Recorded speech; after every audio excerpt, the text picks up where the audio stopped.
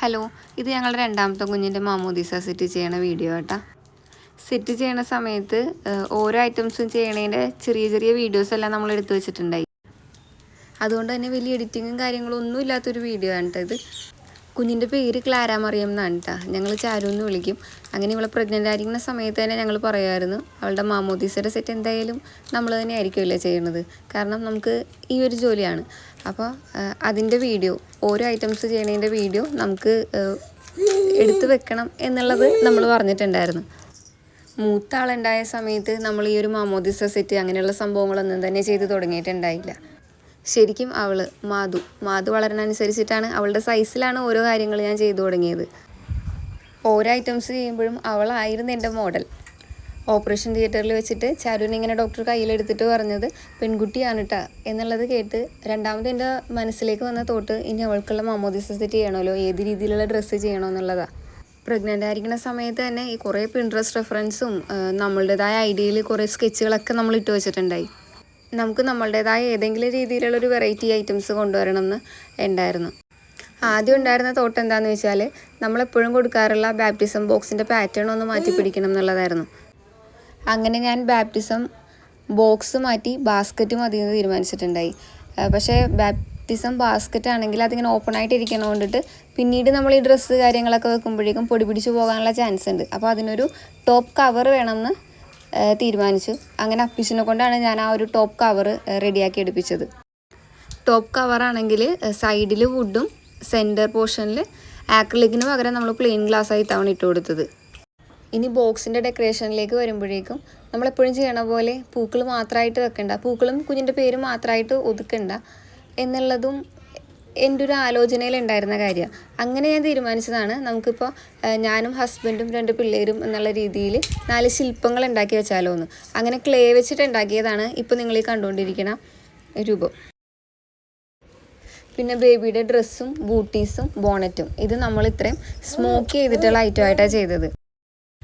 Smoke ചെയ്യണതിനേക്കാളും ഏറ്റവും പണിയുള്ളൊരു കാര്യമാണ് ആ ഒരു മെറ്റീരിയൽ നമുക്ക് പ്ലീറ്റ് ചെയ്തെടുക്കുക എന്നുള്ളത്. അത് കുറച്ച് എളുപ്പമാക്കുന്ന ഒരു കാര്യമാണ്. ഈ ഒരു പ്ലീറ്റർ വെച്ചിട്ട് നമുക്ക് പ്ലീറ്റ് ചെയ്ത് കഴിഞ്ഞാൽ കുറച്ച് സ്പീഡിൽ നമുക്ക് മെറ്റീരിയൽ പ്ലീറ്റ് ചെയ്തെടുക്കാം. ഈ ഒരു പ്ലീറ്ററിന് മുന്നേ ഞാൻ മാനുവലായിട്ടാണ് പ്ലീറ്റ് ചെയ്തുകൊണ്ടിരുന്നത്. എന്ന് വെച്ചാൽ ഡോട്ട് ഇട്ടിട്ട് അതിൽ റണ്ണിങ് സ്റ്റിച്ചിട്ട് നമ്മൾ ത്രെഡ് വലിച്ച് കഴിയുമ്പോഴേക്കും തുണി ഇങ്ങനെ ഗ്യാദർ ചെയ്ത് വരും.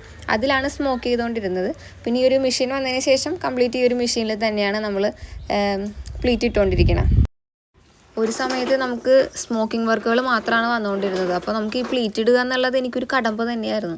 അങ്ങനെയാണ് നമ്മൾ ഈ ഒരു മെഷീനിൽ ഇൻവെസ്റ്റ് ചെയ്യണം. നമുക്ക് ഇത് നമ്മുടെ ഷോർട്സ് കണ്ടപ്പോഴേക്കും ഇത് എന്ത് മെഷീനാണെന്ന് ഒരുപാട് പേര് ചോദിച്ചിട്ടുണ്ടായി. ഇത് സ്മോക്കിംഗ് പ്ലീറ്റർ മെഷീനാണ്. നമ്മൾ ഡ്രസ്സ് സ്മോക്ക് ചെയ്യണതിന് മുന്നേ നമുക്ക് പ്ലീറ്റ് ചെയ്യേണ്ടതായിട്ട് വരും. അതിനെ ഹെൽപ്പ് ചെയ്യുന്ന ഒരു മെഷീനാണിത്. എൻ്റെ മെഷീൻ്റെ പേര് റീഡ് പ്ലീറ്റർ എന്നാണ്. ഇത് പ്ലീറ്റ് ചെയ്ത് കഴിഞ്ഞ് ഞാൻ സ്മോക്ക് ചെയ്യണതിൻ്റെ ചെറിയ വീഡിയോ ആട്ടെ ഇത് ബൂട്ടീസ് ചെയ്യാൻ വേണ്ടിയിട്ട് ഞാൻ സ്മോക്ക് ചെയ്തുകൊണ്ടിരിക്കുന്നതാണ്.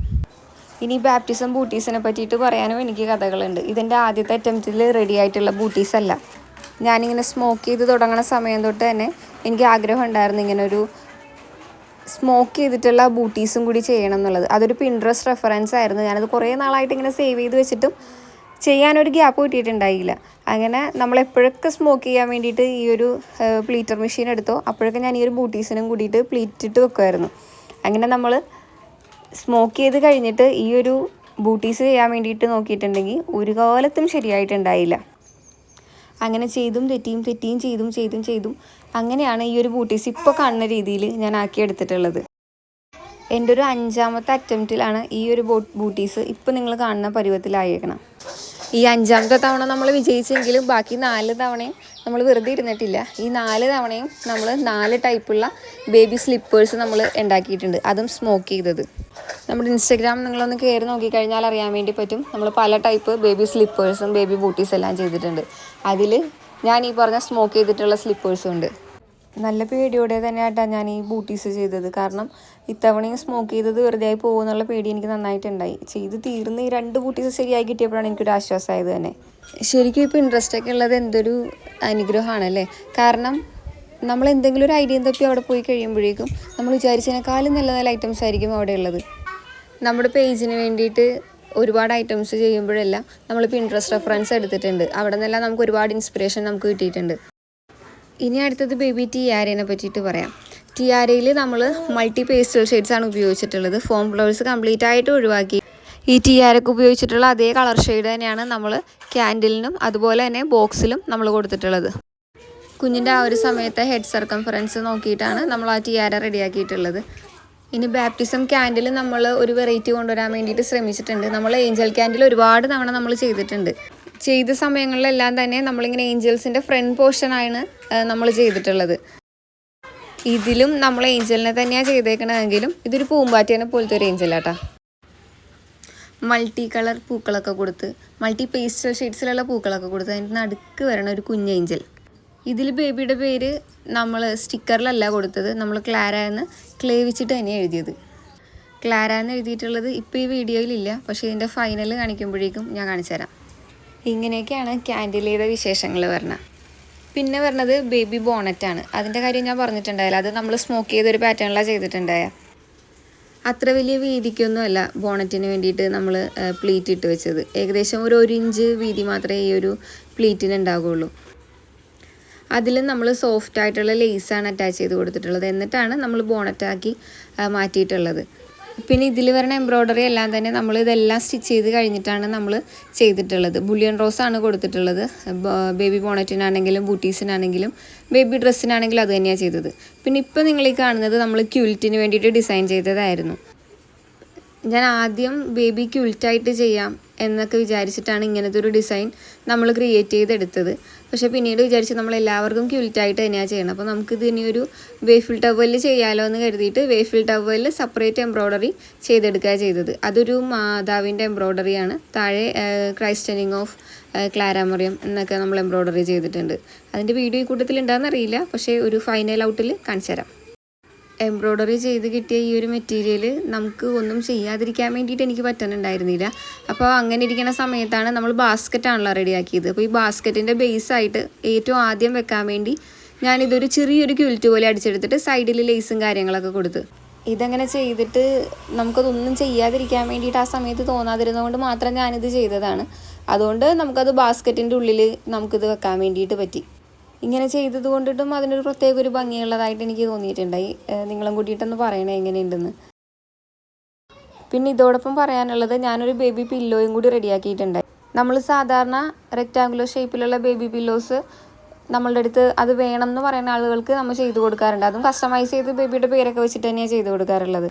പക്ഷേ ഈ ഒരു പില്ലോ ഇങ്ങനെ ഒരു റൗണ്ട് ഹെഡ് പില്ലോ ആയിട്ടാണ് നമ്മൾ ചെയ്തത്. അതിൽ നമ്മൾ എംബ്രോയ്ഡറി ചെയ്തത് ബ്ലെസ്ഡ്, ബാപ്റ്റൈസ്ഡ്, നെയിംഡ്, അഡോർഡ്, ലൗഡ് എന്നൊക്കെ പറഞ്ഞിട്ട് ലേബലായിട്ട് നമ്മൾ എംബ്രോയ്ഡറി ചെയ്തു. സെൻറ്ററിൽ ബേബിയുടെ പേര് നമ്മൾ കൊടുക്കുക ചെയ്തത്.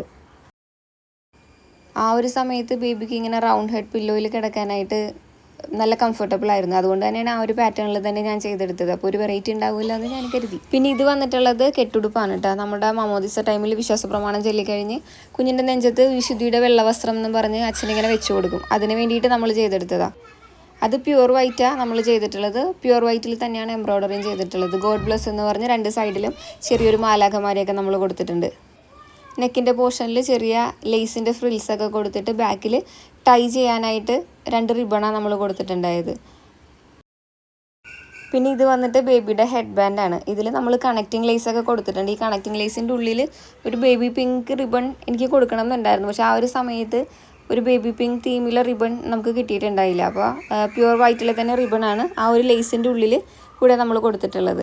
വളരെ സിമ്പിളായിട്ടുള്ള ഒരു ഹെഡ് ബാൻഡായിട്ടാണ് ചെയ്തത്. നമ്മൾ ബേബി ബോണറ്റ് ഉണ്ടെങ്കിലും ആ ഒരു സമയത്ത് കുഞ്ഞിന് കരഞ്ഞു കഴിഞ്ഞിട്ടുണ്ടെങ്കിൽ തലയിൽ എന്തെങ്കിലും വെക്കണമല്ലോ എന്ന് കരുതിയിട്ട് നമ്മൾ ഉണ്ടാക്കി വളരെ സിമ്പിളായിട്ട് തന്നെ ഉണ്ടാക്കിയിട്ടുള്ള ഒരു ഹെഡ് ബാൻഡായിരുന്നു കേട്ടോ ഇത്.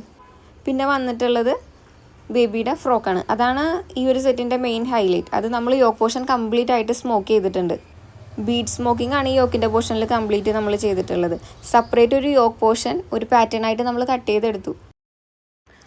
ഇതിൽ സ്റ്റിച്ച് വരാൻ വേണ്ടി ഉള്ള ഭാഗത്ത് വരുന്ന മുത്തുകളെല്ലാം തന്നെ നമ്മൾ പൊട്ടിച്ച് കളഞ്ഞിട്ടുണ്ട്. കാരണം നമ്മളല്ലെങ്കിൽ സ്റ്റിച്ച് ചെയ്യുമ്പോഴേക്കും മുത്ത് സൂചിയുടെ ഇടയ്ക്ക് കയറിയിട്ട് സൂചി ഒടിഞ്ഞു പോകും.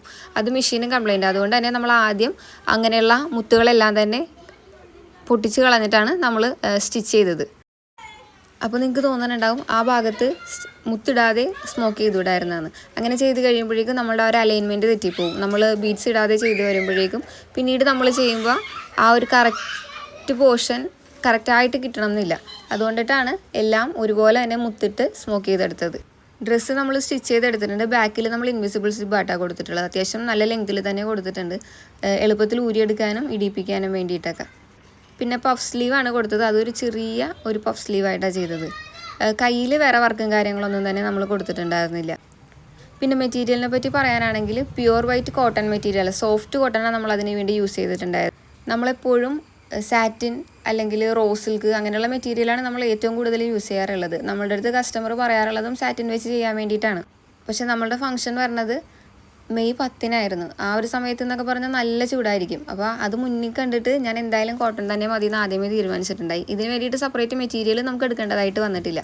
ഡ്രസ്സിനും മറ്റ് ആക്സസറീസിനും വേണ്ടിയിട്ടുള്ള എല്ലാ ഐറ്റംസും തന്നെ നമ്മുടെ കയ്യിലുണ്ടായിരുന്ന കോട്ടൺ മെറ്റീരിയൽ വെച്ചിട്ട് തന്നെയാണ് നമ്മളത് ചെയ്തത്. ഇത് ബോക്സിൻ്റെ ഡെക്കറേഷനാണ് കേട്ടോ. ഇത് ഞാൻ പറഞ്ഞില്ലേ, സൈഡിൽ വുഡ് കൊടുത്തിട്ട് സെൻറ്ററിൽ ഗ്ലാസ് ആയിട്ടിട്ടുണ്ടായത്. പിന്നെ നമ്മൾ ചെയ്തിട്ടുള്ള ആ ഡോൾസ് എല്ലാം നമ്മൾ സെൻറ്ററിൽ വെച്ചിട്ട്, പിന്നെ നമ്മൾ ടിയാരക്കും ക്യാൻഡലിനും മാച്ച് ആവുന്ന രീതിയിലുള്ള പൂക്കൾ കൊണ്ടിട്ട് ബോക്സ് ഡെക്കറേറ്റ് ചെയ്ത് നമ്മൾ ഗോൾഡൻ ആക്രിലിക്കിലല്ല വൈറ്റിലാണ് നമ്മൾ ചെയ്തെടുത്തിട്ടുണ്ടായത്. കാരണം നമ്മളുടെ ഫുൾ തീം വരുന്നത് ഒരു വൈറ്റ് ആയതുകൊണ്ട് വൈറ്റിൽ തന്നെ കട്ട് ചെയ്തു. നമ്മുടെ ഒട്ടുമിക്ക കസ്റ്റമേഴ്സും ഗോൾഡൻ കളറാണ് ചൂസ് ചെയ്യാറുള്ളത്. നമ്മൾ വൈറ്റ് മതിയാവും എന്നുള്ള രീതിയിൽ വൈറ്റാണ് നമ്മൾ ബേബിയുടെ പേര് ബോക്സിലൊട്ടിച്ചത്. ശരിക്കും കുഞ്ഞ് ജനിച്ചൊരു 2ാമത്തെ ആഴ്ച തൊട്ടിട്ട് ഞാൻ ഈ ഒരു ബാപ്റ്റിസം സെറ്റ് ചെയ്ത് തുടങ്ങിയതാണ്. പക്ഷെ നമുക്ക് സമയം കിട്ടുന്ന രീതി അനുസരിച്ച് ചെറുതായിട്ട് ചെയ്ത് അവസാനം ബാപ്റ്റിസത്തിൻ്റെ അന്ന് രാവിലെ ഒരു 7 മണിയായപ്പോഴാണ് വർക്ക് ചെയ്ത് തീർന്നത്. അയണിങ് എല്ലാം കഴിഞ്ഞപ്പോഴേക്കും ആ ഒരു സമയം, ഒരു ഫുൾ സെറ്റ് കഴിഞ്ഞപ്പോഴേക്കും ഒരു സംതൃപ്തി, ഒരു സന്തോഷം, ഒരു അമ്മ എന്ന നിലയിൽ ഭയങ്കര സന്തോഷം തോന്നിയിട്ടുണ്ടായിരുന്ന ഒരു സെറ്റായിരുന്നു കേട്ടോ ഇത്. കാരണം നമുക്ക് പല മോഡലുകളും നമുക്ക് ഓരോ കുഞ്ഞുങ്ങൾക്ക് വേണ്ടിയിട്ട് ചെയ്യണം എന്ന് ആഗ്രഹം ഉണ്ടെങ്കിലും പക്ഷേ കസ്റ്റമേഴ്സ് പറയാറുണ്ട് നമുക്ക് അങ്ങനെ ചെയ്യേണ്ട, നമുക്കിങ്ങനെ ചെയ്യാം എന്നൊക്കെ. നമുക്ക് കസ്റ്റമേഴ്സ് പറയുന്നതിൻ്റെ അപ്പുറത്തേക്ക് നമുക്കൊന്നും ചെയ്യാൻ വേണ്ടിയിട്ട് പറ്റാറില്ല. പക്ഷെ നമ്മൾ സ്വന്തം കുഞ്ഞിന് ചെയ്യുമ്പോഴേക്കും നമുക്ക് ചെയ്യാതെ പറ്റാതെ പോയിട്ടുള്ള കാര്യങ്ങളൊക്കെ നമുക്കതിൽ ചെയ്യാമല്ലോ എന്ന് കരുതിയിട്ടാണ് നമ്മൾ ഓരോന്ന് ഇങ്ങനെ ആഡ് ചെയ്തുകൊണ്ടേയിരുന്നത്. ശരിക്കും ഇത്രയും ഐറ്റംസിൻ്റെയൊക്കെ ഒരു ആവശ്യം ബാപ്റ്റിസം സെറ്റിൽ ഉണ്ടോ എന്ന് ചോദിച്ചു കഴിഞ്ഞാൽ ഇല്ല, ഇത്രയും ഐറ്റംസിൻ്റെ ഒന്നും ഒരാവശ്യം നമുക്കില്ല. പക്ഷേ ഇതെല്ലാം നമ്മൾ ചെയ്തത് നമുക്ക് അതിനോട്ടുള്ളൊരു ഇഷ്ടം കൊണ്ട് മാത്രം. നമ്മുടെ ഒരു ബാപ്റ്റിസം സെറ്റിൽ മെയിൻ ഡ്രസ്സും ടിയാര, ക്യാൻഡിൽ, ബൂട്ടീസ്, ക്വിൽറ്റ് അല്ലെങ്കിൽ ടവൽ, ക്യാപ്പ് അല്ലെങ്കിൽ ബോണറ്റ്, അതും അല്ലെങ്കിൽ ഹെഡ് ബാൻഡ്, പിന്നെ കെട്ടുടുപ്പ്, ബോക്സ്, ഇത്രയൊക്കെയാണ് നമുക്കൊരു സെറ്റിൽ വരാറുള്ളത്. പിന്നെ നമ്മളിതിൽ ചെയ്തിട്ടുള്ളതെല്ലാം നമ്മളുടെ ഒരു ഇഷ്ടത്തിന്, നമ്മുടെ ഒരു ആഗ്രഹത്തിൻ്റെ പുറത്ത് നമ്മൾ ചെയ്തിട്ടുള്ളതാണ്. പിന്നെ ഞാൻ പറഞ്ഞിട്ടുണ്ടായിരുന്നില്ലേ, എല്ലാം കഴിഞ്ഞിട്ടാണ് നമ്മൾ ഡ്രസ്സിലും ബൂട്ടീസിലും ബോണറ്റിലും നമ്മൾ ഹാൻഡ് വർക്ക് കൊടുത്തിട്ടുണ്ടായിരുന്നത്.